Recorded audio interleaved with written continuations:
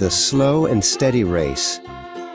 In the rolling green fields lived a powerful horse named Maximus, or Max for short. Max loved to run fast. "I am the quickest creature in the county," he often declared, tossing his mane. Beside him lived a little brown dog named Toby. Toby loved running too, but he mostly loved sniffing flowers and chasing butterflies. One sunny morning, Max trotted over to Toby. "Toby," he neighed loudly, "let's have a race. From the big oak tree, over the wobbly wooden bridge, to the sleepy hollow. Ready, set, go." Max barely heard the starting signal. He bolted off, his long legs blurring into a golden streak across the grass. "Goodbye, Toby," he shouted over his shoulder. Toby, however, was in no rush. He took a few gentle steps, then spotted a patch of bright blue forget-me-nots. Sniff, sniff. Ah, the sweet smell of morning, he thought happily. A little later, while Max was already halfway to the bridge, Toby noticed something tiny struggling on the path. A ladybug flipped upside down. "Oh dear," barked Toby gently. He used a tiny leaf to help the ladybug right itself. "There you go. Have a nice day." Helping others felt much better than rushing. Meanwhile, Max had reached the wobbly wooden bridge over the stream. He stopped short. The bridge was much narrower and shakier than he remembered. He felt his mighty legs tremble. Max tried to rush across, but the speed made the bridge bounce and sway. He stopped, terrified of falling into the water. His heart pounded. Just then, Toby arrived, trotting calmly. "Max, what's wrong? Why are you stopping?" Max explained his fear. "Don't run, Max," said Toby kindly. "Just take one slow step, then another. Focus on being steady, not fast." Max took a deep breath, and Toby trotted beside him, matching his calm pace. They crossed the bridge, walked the last stretch, and reached the sleepy hollow together. Max was smiling. "I didn't win, but I had the best time," he realized. "Being steady and kind is much better than being the quickest." Aslan and the Wise Little Voice. Aslan the lion was very proud. He was proud of his magnificent mane, his mighty paws, and most of all, his tremendous, ground-shaking roar. He lived beside the biggest, bluest watering hole in the jungle.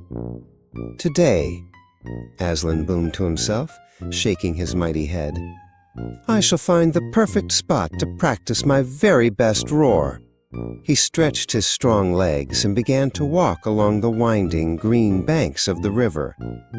Right in the middle of a big, soft lily pad sat a tiny, bright green frog named Flicker. Flicker loved watching the jungle and knew every single root and puddle along the path. Aslan approached the river bend, his heavy paws thudding on the earth. Flicker saw where Aslan was headed and chirped a warning. "Halt, mighty traveler. The mud path just ahead is new and very, very deep."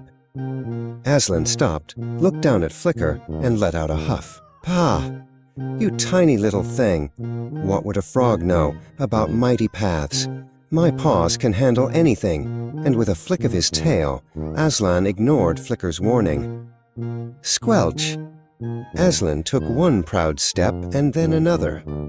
The mud was not just deep, it was sticky. His massive front paw sank right up to his wrist in the thick brown goo. He couldn't lift it out. Aslan tried to roar, but it came out as a pitiful meow. He tugged and pulled with all his strength, but the mud held him tight.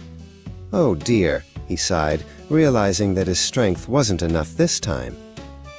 Flicker, who had watched the whole thing, didn't laugh or say, "I told you so." Instead, the small frog hopped closer to the bank and pointed a tiny toe. "Look, Aslan, there is a thick, winding root right near your tail. If you grab it, it might give you just enough pull." Aslan looked at the root, then at the tiny frog. He hooked his free claws around the root and pulled.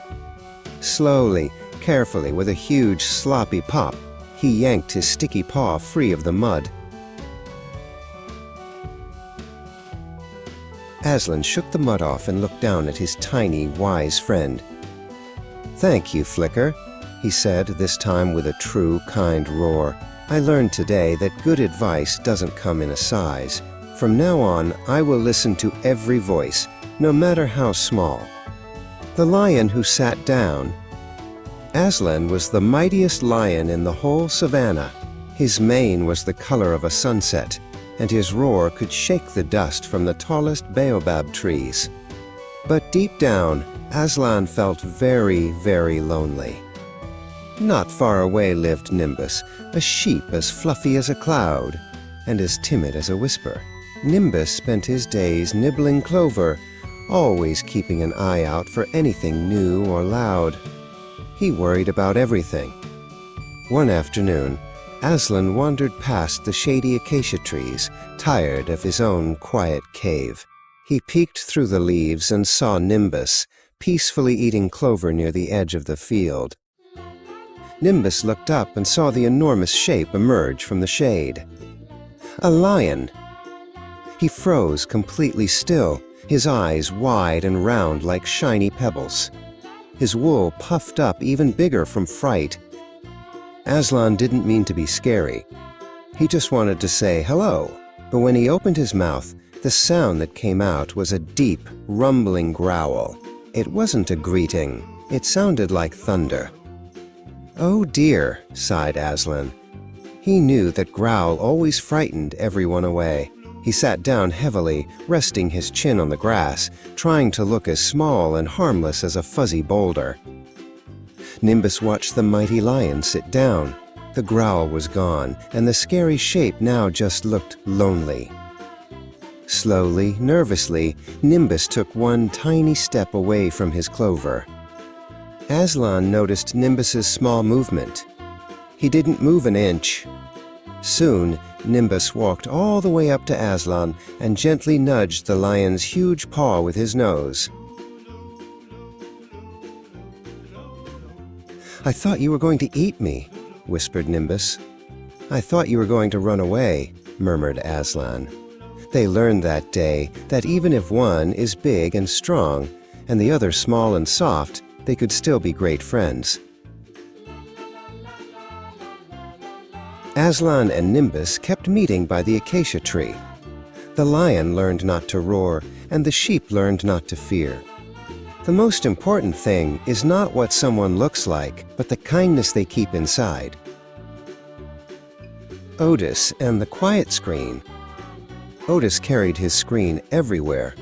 It glowed with colorful lights and whispered silly secrets, always asking him to look down. The sun was shining outside, but Otis didn't know.